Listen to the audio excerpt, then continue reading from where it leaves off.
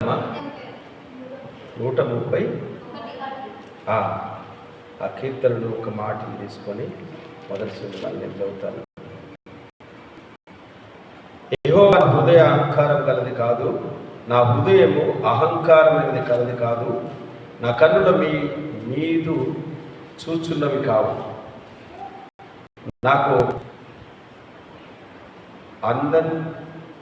అందని వాటి అందైనను గొప్ప వాటి అందైనను నేను అభ్యాసం చేసుకోలేదు. నేను నా ప్రాణమును నిమ్మలపరుచుకొని ఉన్నాను, సముదాయించుకొని ఉన్నాను.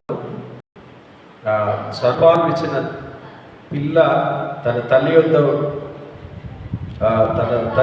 ఉన్నట్లు, చనపాలు విడిచిన పిల్ల ఉన్నట్లు నా ప్రాణము నా యొద్ద ఉన్నది. ఇశ్రాయేలు ఇది మొదలుకొని నిత్యము యెహోవా నీ మీద ఆశ పెట్టుకొని. ఈ మాటలు బట్టి దేవుడు నాతో మాట్లాడాడు. గట్టిగా స్తోత్రం చేద్దాం. హల్లెలూయా, హల్లెలూయా. ఇసాక్ మాస్టర్ గారు శుక్రవారం చేసిన ఉపవాస ప్రార్థన ప్రతిఫలంగా బాగా ప్రార్థన చేశాం. ప్రార్థన తర్వాత దేవుని దగ్గర అడిగిన ప్రభా, శనివారం ఆదివారం జరిగే ప్రార్థనలో చల్లటి వాతావరణం నీవు ప్రభు అని ప్రార్థన చేశాము. ఆ ప్రార్థన ప్రతిఫలం జరిగిన మొత్తం చల్లటి వాతావరణం ఉంది. ఈరోజు చర్చిలో సాక్ష్యం చెప్తాను అనుకున్నాను. చర్చిలోకి వచ్చి సాక్ష్యం చెప్తున్నాను. వాతావరణం మొత్తం చల్లగా దేవుడు అనుగ్రహించాడు. హల్లెలూయా, హల్లెలూయా. కాబట్టి మనము దేవుడిని ఏదడిగినా దేవుడు తన భక్తులకు ప్రతిఫలం ఇచ్చే దేవుడు. అతడు అడుగునదల్లా సఫలం అవుతుందని బైబిల్ గ్రంథకర్త అంటాడు, కీర్తనకారుడు. మనం దేవుని యందు ఆశ పెట్టుకొని ఉన్నాం. దావీదైతే అంటున్నాడు, అయ్యా నాకు అందరి వాటి యందు నా మనసు లేదు, నీ మీదనే నా మనసు ఉంది. నాకేది కావాలనో అది నాకు సరి అయిన కాలంలో నాకు ఇస్తామని నేను ఆశ పెట్టుకున్నానని దావీదు అంటున్నాడు. కాబట్టి ప్రియమైన వారిని ఒక చిన్న ప్రార్థన చేద్దాం. చిన్న ప్రార్థన చేద్దాం. ఏంటిది ఆ ప్రార్థన అంటే, తండ్రి నువ్వు విస్తారమైన వర్షాలు దయచేసినందుకు స్తోత్రం వచ్చినదా. మరి ఎండల నుండి వడదెబ్బల నుండి అనేకులను కాపాడాడు. అమ్మగారు కూడా నిన్న మొత్తం సెలవులకి హాస్పిటల్లో ఎండ దెబ్బ తగిలింది. వాళ్ళు కూడా ఉపవాస ప్రార్థన వేస్తుంటే, కాబట్టి అమ్మగారు నిన్న మొత్తం హాస్పిటల్లో ఉన్నాం. దేవుడి కృప ద్వారా అనేకుల ప్రార్థన వల్ల ఇప్పుడు కూడా కొంచెం రెస్ట్లో ఉంది. చిన్న ప్రార్థన చేద్దాం. అందరం ప్రార్థన. దూరం కూర్చోవాలి. ప్రార్థన. ఆశీర్వాదాల కారణముగా దయాకరణ పనులకు మా తండ్రి, మీ దయగల పాదాలకు స్తోత్రం. ఎండ దెబ్బ నుండి వడదెబ్బ నుండి వాళ్ళందరినీ మీరు కాపాడుతున్నారు. ఎంతమంది కోసం ప్రార్థించాము. మా దేశంలో, మా రాష్ట్రాల్లో, మా జిల్లాలో, మా మండలాల్లో, మా గ్రామాల్లో ఉన్న బిడ్డలందరినీ మీరు కాపాడుతున్నందుకు స్తోత్రం. విస్తారమైన వర్షాలు మీరు దయచేస్తున్నందుకు స్తోత్రం. ఏ ఎండ దెబ్బ నుండి కాపాడిన కోటాల స్థుతులు స్తోత్రాలు తెలియజేస్తూ అల్పని నిచ్చిపోయి నన్ను మరుగు చేసుకొని వాక్యం ద్వారా ఇక్కడ మా అందరితో మీరు మాట్లాడి మహిమను పొందమని యేసయ్య శక్తిగల నామంలో ఈ ప్రార్థనకు సమర్పించి వేడుకుంటున్నాం తండ్రి. ఆమేన్. మంచిది. బైబిల్ గ్రంథాల నుండి మత్తయి వార్త 16వ అధ్యాయం రాత్రి ఈ వాక్యాన్ని ధ్యానం చేశాం. మత్తయి సువార్త 16వ అధ్యాయం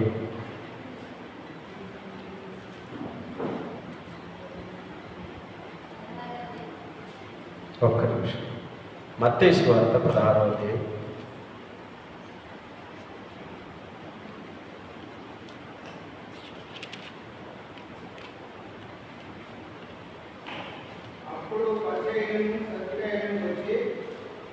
ఒక్క నిమిషం. 13వ వచనం.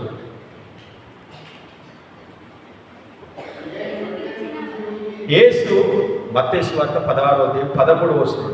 యేసు ఫిలిప్పుదైన కైసరయ ప్రాంతములకు వచ్చి, మనుష్య కుమారుడు ఎవడని జనులు చెప్పుకొనుచున్నారని తన శిష్యులను అడగగా, వారు కొందరు బాప్తీసం ఇచ్చి యోహాను అనియు, కొందరు ఏలియా అనియు, కొందరు ఇర్మియా అనియు, లేక ప్రవక్తలలో ఒకడని చెప్పుకొనుచున్నారని.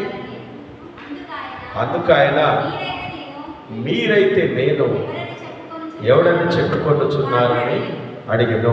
చాలు. ఒకసారిగా వాటర్ ఇస్తారన్న, మినరల్ లేదా? ఒక్కసారి నాకు బాగా ఆలోచించాలి.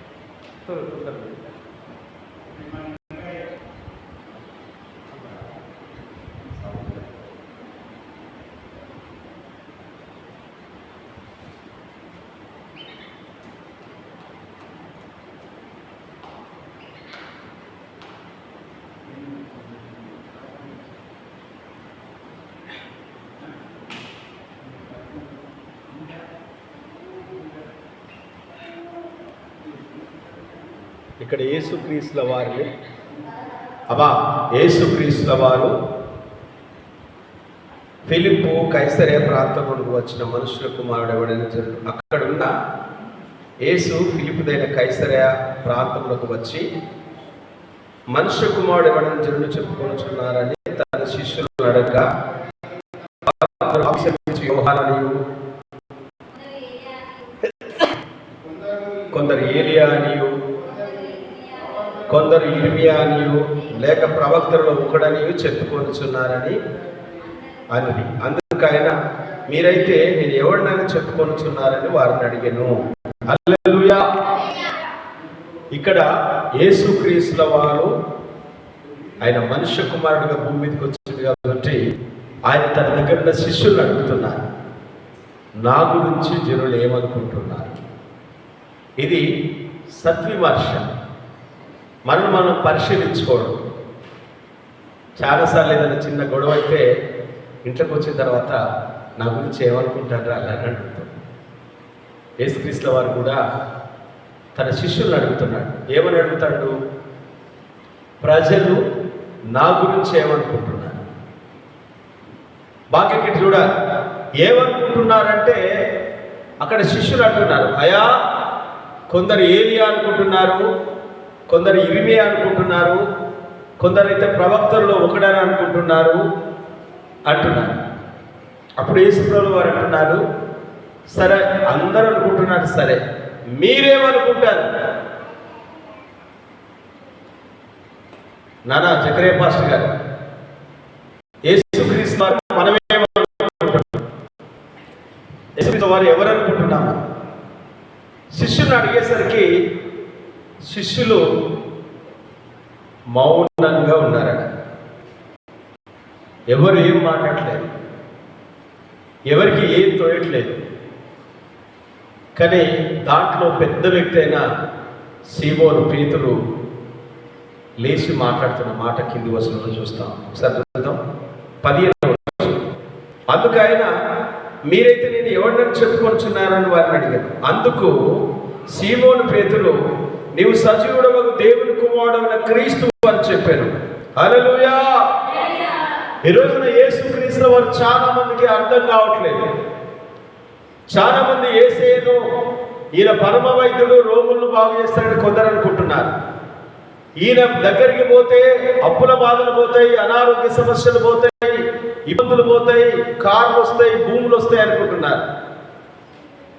ఈరోజు యేసుక్రీస్తు వారు కొందరికి కొన్ని తీర్లు మాత్రమే అర్థమవుతున్నాడు. అక్కడ ఆయనతో ఉన్న శిష్యులందరూ కూడా ఎవరికి ఏం అర్థమైందో ఏం అర్థం కాదు వాళ్ళు చెప్తున్న మాటలో కొందరు ఏలియా అన్నాయా, కొందరైతే ప్రవక్తల్లో ఒకటి అనుకుంటున్నారు, ఇర్మియా అన్నారు. మీరేమనుకుంటున్నారంటే ఒక్కరు కూడా మాట్లాడలేదు. అప్పుడు సీమోను పేతురు అంటున్నాడు, అయ్యా నువ్వైతే సజీవుడైన దేవుని కుమారుడైన క్రీస్తువు, నువ్వు సజీవుడైన దేవుని కుమారుడవు, నీవు అభిషేకించబడినవాడవు. మమ్మల్ని మా శాపం నుండి, పాపం నుండి, మా శోధన నుండి, మా బంధకాల నుండి మాకు విమోచన కలిగజేయడానికి, మమ్మల్ని నిత్యరాజ్యమైన పరలోకం చేర్చడానికి వచ్చిన విమోచనం అని మేము అనుకుంటున్నాను, నేను అనుకుంటున్నాను అన్నాడు. అప్పుడు యేసుక్రీస్తు వారు వెంటనే అంటున్నాడు, సీమోను బరియోనా, ఇది నా తండ్రి నీకు బయలుపరిచేది కానీ మనిషిలో నీకు ఎవరు దీన్ని తెలియచేయలేదు. నా తండ్రి నీకు బయలుపరిచాడు. చూడండి, చాలా మంది దేవుడు అర్థం కాక ఏదో అవసరాల కోసం చర్చకు వస్తారు. అసలు యేసుక్రీస్తు వారు అర్థమైతే ప్రాణం ఉన్నంత వరకు దేవుడే కావాలని కోరుకుంటారు. దావీదు మహారాజు రాస్తూ 84వ కీర్తన కోరావు కుమారుడు రాస్తూ 23వ కీర్తన దావీదు రాస్తూ ఏమంటాడంటే, చిరకాలము నేను యెహోవా మందిరంలో నివాసం చేస్తా. నేను ఎప్పుడు దేవుని ఆవరణంలో, దేవుడు నివసించే స్థలంలో ఉండాలని నేను ఆశపడుచున్నాను. వాళ్ళ ఆశలు ఆ విధంగా ఉన్నాయి. ఇది దేవుని స్థలం, ఇది దేవుడు నివసించే ఆవరణం, ఇది దేవుడు నిత్యము గాన ప్రతిగానాలతో దూతలు సేవిస్తున్నప్పుడు ఆయన సముఖం ఇక్కడ ఉంటది. మనందరం కూడా ఈ స్థలానికి వచ్చి మన జీవ ఫలాలు స్తోత్రాల మీద ఆశుడై ఉన్న దేవుడు నివసించే స్థలం ఈ స్థలం, ఆయన మందిరం. దావీదు అంటున్నాడు, నేను నీ మందిరంలో చిరకాలం ఉంటానయ్యా. కోరా కుమారుడు, అయ్యా ఇప్పుడు నీ మందిరంలో ఉండాలని నా ప్రాణము, నా శరీరము ఉల్లసిస్తుంది నీ మందిరానికి రావాలని. యేసుక్రీస్తు వారితో మాట్లాడుతున్నప్పుడు సీమోను అన్న మాట, నా తండ్రి నీకు బయలుపరిస్తేనే కానీ మనుషుల్లోనికి ఎవరు బయలుపడతారు. అందుకే దేవుడు చాలా మందికి అర్థం కాక దేవుడు కొన్ని సంవత్సరాల తర్వాత లోకంలోకి వెళ్ళిపోతారు. దేవుడు అర్థమైతే, దేవుడి వాక్యం అర్థమైతే దివారాత్రులు దాన్ని ధ్యానించేవాడు ధన్యుడు. నీటి కాలంలో ఎవరబడిన నాటబడిన చెట్టు వలె ఆకువాడక తన కాలమందు చెట్టు వలె నిత్యము ఫలిస్తూ ఉంటాడట. మొదటి కీర్తనలో అంటాడు, అతడు నీటి కాలంలో ఎవరబడిన నాటబడిన వాడై ఆకువాడక తన కాలమందు ఫలమిచ్చే చెట్టు వలె ఉంటాడట. హల్లెలూయా.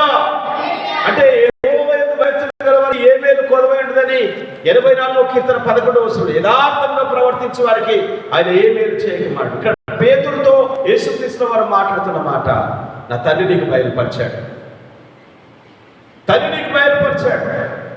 దేవుడి ప్రత్యక్షం తెలిసిన వ్యక్తి,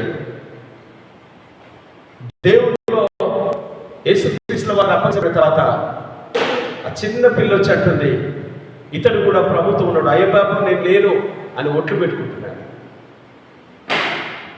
దేవుడు ప్రత్యక్ష తెలిసిన వ్యక్తి, దేవుని ఆత్మచేత హృదయం తెరవబడ్డ వ్యక్తి కొన్ని సందర్భాల్లో భయానికి, కొన్ని పరిస్థితులు బట్టి మాట మారుస్తున్నాడు, అబద్ధాలు అంటున్నాడు, మొక్కుతున్నాడు, నాకు యేసుప్రభు ఎవరో తెలియదు అంటున్నాడు. యోహాను సువార్త చివరిలోనైతే యేసుక్రీస్తు వారిని శిలువ వేసి సమాధి చేసిన తర్వాత ఆయన మాట్లాడుతున్న మాట, మీరేమన్నా కానీ నేనైతే చాపలు పట్టడానికి పోతున్నాను. దేవుని ప్రత్యక్ష తెలిసిన వ్యక్తే దేవుని చిత్తం నుండి, దేవుని ఆలోచన నుండి, దేవుని సన్నిధి నుండి, దేవుని సంఘం నుండి, దేవుని సావాసం నుండి తిరిగి నేను చేపలు పట్టడానికి వెళ్తున్నానని సీమోను పేతురు వెళ్ళి వలలు వేశాడు.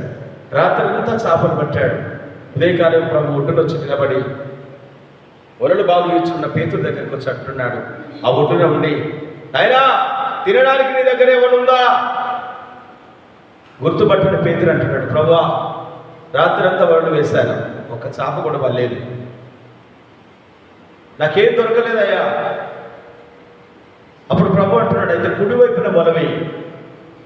పేతురు అంటున్నాడు, నీ మాట మీద, నీ మాట చొప్పున. అప్పుడు పేతురు తన మనసులో అనుకోవచ్చు, ప్రభువా 7 సంవత్సరాల వయసులోనే, 8 సంవత్సరాల వయసులోనే నా తల్లిదండ్రులను సముద్రంలో తీసుకుపోయి వెళ్ళారు.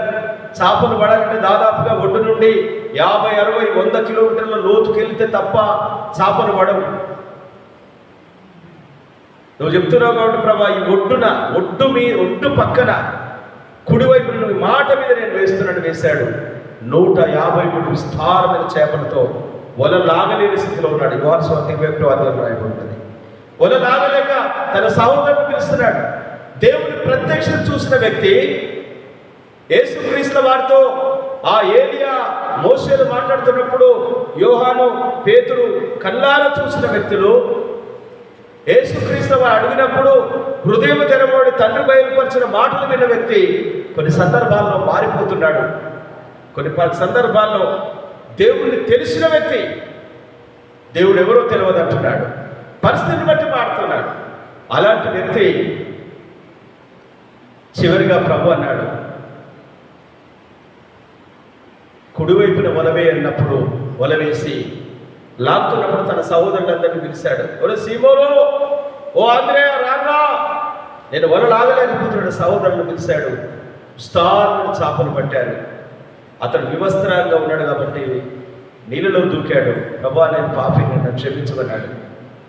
ప్రియమైన వాళ్ళారా, పేతురు ఆ 153 చేపల తర్వాత ఎప్పుడు వల పట్టలేదు. ప్రభు చెప్పాడు, దాదాపుగా చాలాసార్లు వాళ్ళందరికీ ప్రత్యక్షమై చెప్పాడు, నేను వెళ్తున్నాను, ఏదైతే ఈ విధంగా ఆరోహణం అవుతున్నా తిరిగి ఇదే విధంగా మధ్యాకాశంలో రాబోతున్నాను, మీరు అప్పటి వరకు యెరూషలేములో నిలిచి ఉండండి, మీరు ఆత్మ పొందుకునేదాకా యెరూషలేమును విడిచి వెళ్ళొద్దు అన్నాడు. అదే మాట ప్రకారంగా అపోస్తలుల కార్యం 1వ అధ్యాయంలో చూసినట్టయితే వాళ్ళందరూ ఏకంగా ఒక మేడగదిలో ఉండి 10 దినాలు విడవక ప్రార్థన చేస్తున్నారు. 10వ రోజు పెంతెకొస్తు అనే పండుగ దినాన ఒక బలమైన గాలి, అగ్ని వలె విభాగించబడినట్టు నాలుకల వలె ఒక అగ్ని బ్యాప్టిజం మనకు జరిగింది. పరిశుద్ధాత్మ అగ్ని చేత వారు శుద్ధి చేయబడ్డారు. హృదయాల్లో ఉన్న లోకాశలు దహించబడ్డాయి. వాళ్ళకి కలిగిన చరస్థిరస్తులాంటి అమ్మి అపోస్తల పాదాలను తెచ్చిపెట్టారు. మొదటి సంఘం పరిశుద్ధాత్మ బ్యాప్టిజం తీసుకుంది. అప్పుడు పేతురు లేచి నిలబడి మాట్లాడుతున్నప్పుడు ఒక ప్రసంగంలో 3000 మంది మారు మనసు పొందారు. ఒక ప్రసంగంలో 4000 మంది ప్రభువుని అంగీకరించారు. భయపడ్డ వారే దేవుడు ధైర్యాన్ని తన ఆత్మ ద్వారా ఇవ్వగలిగాడు. ఈరోజున మనందరం భయపడుతున్నాం. సంఘాల్లో ఉండి ప్రభు ఎవరో నీకు అర్థం కాని స్థితిలో ఉన్నావు. యేసుక్రీస్తుల వారు ఎవరో ఇంకా నీకు అర్థం కాలేదు. ఏదో చిన్న చిన్న సమస్యలు తీస్తాడు అనుకొని వచ్చావు. కానీ యేసుక్రీస్తుల వారు ఎవరంటే నిన్ను, నీ పిల్లలు, నీ కుటుంబాన్ని ఈ లోక మాయ నుండి, ఈ లోక వ్యామోహం నుండి ఆ నిత్యరాజ్యమైన పరలోక రాజ్యాన్ని నడిపించడానికి యేసుక్రీస్తుల వారు మన భూమికి ఆయన విమోచకుడికి వచ్చాడు. యేసయ్య నీ ఆత్మను రక్షించడానికి వచ్చాడు. ఆయన లోక రక్షకుడు. నీ కుటుంబాన్ని, నీ ఆత్మను రక్షించడానికి వచ్చిన నజరుడైన యేసుక్రీస్తుల వారు నేను రక్షించడానికి వచ్చిన విమోచకుడు అని నువ్వు నమ్మాలి. తర్వాత యేసుక్రీస్తుల వారు వాక్యం విన్నాను. తర్వాత మాటలు కనుక చూసినట్టయితే 18వ వచనం, మరియు నీవు పేతురు, ఈ బండ మీద నా సంఘము కట్టుదును, పాతాళలోక ద్వారాలు ఎదుట దాని ఎదుట నిలవలేరని నీతో చెప్తున్నాను. పరలోక రాజ్యం యొక్క తాళం చెవులు నీకు ఇచ్చేదను. నీ భూమి మీద దేన్ని బంధించు అది బంధించబడను, భూలోకమందు దేన్ని విప్పుదు అది పరలోకంలో విప్పబడని అతనితో చెప్పాను. హల్లెలూయా, హల్లెలూయా, హల్లెలూయా. యేసుక్రీస్తు వారు మాట్లాడుతూ అంటున్నాడు, ఆ పేతురుతో మాట్లాడుతున్నాడు, పేతురు ఇదిగో నీ ద్వారా నేను సంఘాన్ని కట్టబోతున్నాను. 16వ అధ్యాయం చెప్పిన మాట అపోస్తలుల కార్యం 2వ అధ్యాయం నేను చెప్పండి కొడతాం. దేవుని స్తోత్రం. 16వ అధ్యాయంలో చెప్పిన మాట అపోస్తలుల కార్యం 2వ అధ్యాయంలో ఉదయకాలంలో వారందరూ ప్రార్థిస్తుండగా బలమైన గాలి విభాగించబడినట్టు అగ్ని వలె వారందరి మీదకి పరిశుద్ధాత్మ దిగి వచ్చినప్పుడు వారందరూ పరిశుద్ధాత్మను పొందుకున్నప్పుడు అన్య భాషలతో మాట్లాడారు. అన్య భాష మాట్లాడుతూ ఆ ప్రాంతంలో చెదిరిపోయిన ఇశ్రాయేలులందరూ కూడా కేతీయులు, మాదీయులు, మెసపోటేమియాలు, అక్కడ అనేక జాతుల వాళ్ళందరూ వీళ్ళ మాటలు విని తెల్లవారకు ముందే పొద్దుకి జామైనా కాలేదు, వీరు కొత్త మద్యంతో త్రాగి ఉన్నారు, వీరు మన భాషలో దేవుడిస్తున్నారు. వారు ఆశ్చర్యపోయారు. వారి పరిశుద్ధాత్మను పొందుకున్నప్పుడు భాషలతో మాట్లాడారు. భాషలతో మాట్లాడుతున్నప్పుడు వారందరూ వింటూ వీరు దేవుని మహత్కార్యాల గురించి, దేవుని గొప్ప కార్యాల గురించి మన భాషలో వివరిస్తున్నారని వాళ్ళు మాట్లాడుతున్న భాష, వాళ్ళు మాట్లాడుతున్న వివిధ రకాల భాషలు మాట్లాడుతున్న వాళ్ళందరికీ పేతురు మాట్లాడుతున్న మాట వాళ్ళ భాషలో అర్థమైంది.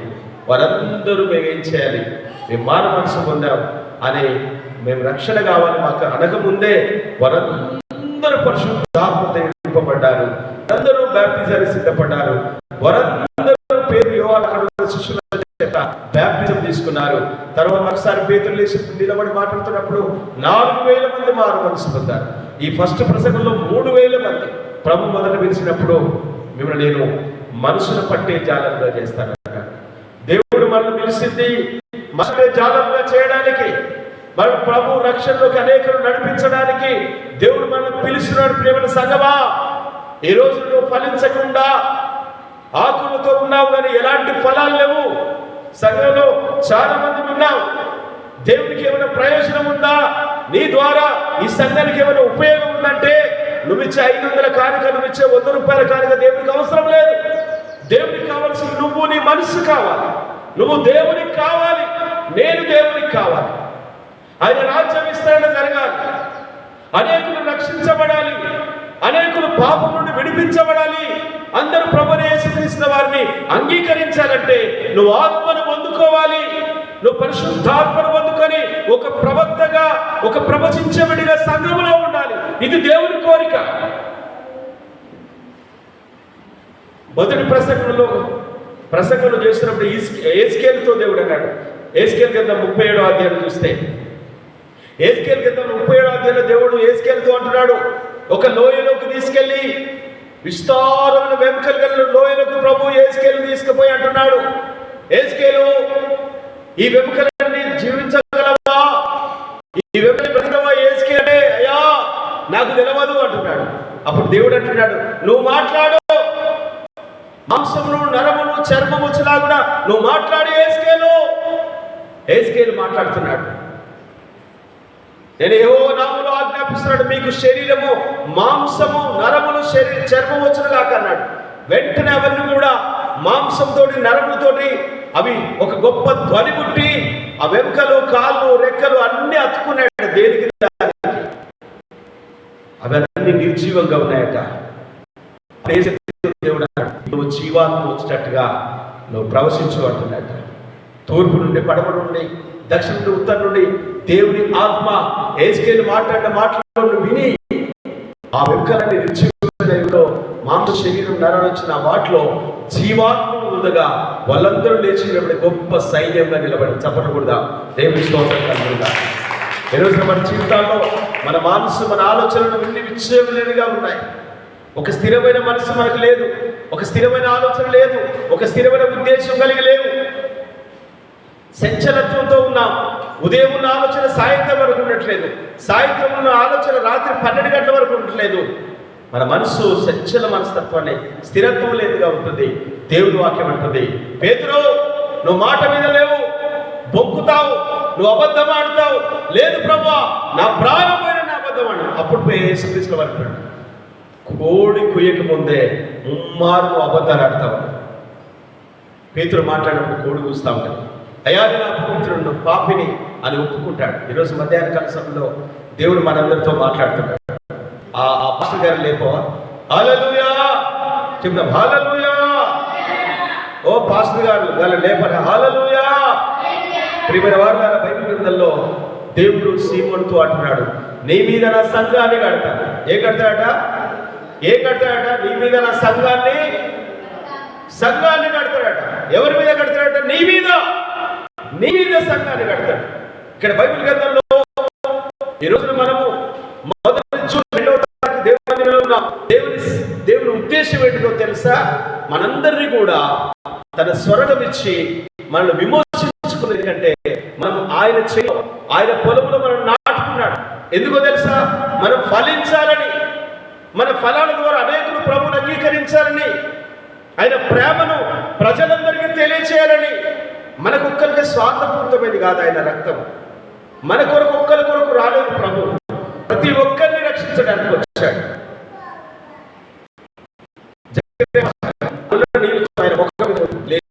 హల్లెలూయా.